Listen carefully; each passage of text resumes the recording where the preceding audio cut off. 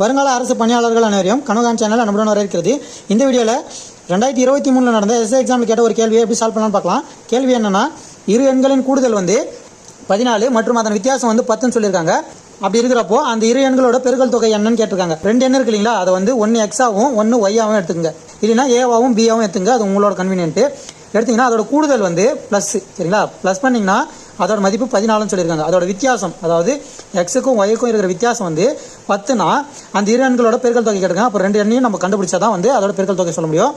இப்போ பார்த்தீங்கன்னா minus plus இருக்குங்களா, அது கேன்சல் ஆகிடும். இங்கே 2 எக்ஸ் இருக்குது, அதை எக்ஸு ஒரு எக்ஸ் ரெண்டுத்தையும் கூட்டினீங்கன்னா 2 எக்ஸ்னு வரும். இதை கூட்டினீங்கன்னா 24ன்னு வரும். இங்கே எக்ஸு இந்த பக்கம் பெருக்கல் இருக்குது, இந்த பக்கம் போச்சுன்னா வகுத்தலில் வந்துடும். 24/2ன்னு வரும். இங்கே 12, எக்ஸ் ஈக்குவல் டு 12, சரிங்களா?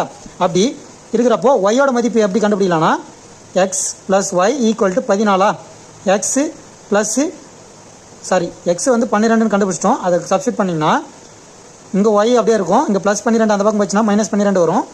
அப்படி போட்டு பார்த்தீங்கன்னா ஒய்யோட மதிப்பு 2ன்னு வரும், சரிங்களா? இப்போ நம்மளோட பெருக்கல் தொகை கேட்டிருக்காங்க. அப்போ x into y equal to எக்ஸோட மதிப்பு 12, ஒய்யோட மதிப்பு 2, ரெண்டுத்தையும் பெருக்குனிங்கன்னா 24ன்னு வரும். அது ஆப்ஷன் சியில் இருக்குது. இதுதான் இந்த கேள்விக்கான விடை. இந்த வீடியோ உங்களுக்கு பிடிச்சிருந்த வீடியோ லைக் பண்ணிக்கங்க. இது போன்ற எக்ஸாமுக்கு தேவையான வீடியோக்களுக்கு நம்ம கனவுகான் சேனலில் சப்ஸ்கிரைப் பண்ணிக்கங்க. நன்றி, வணக்கம்.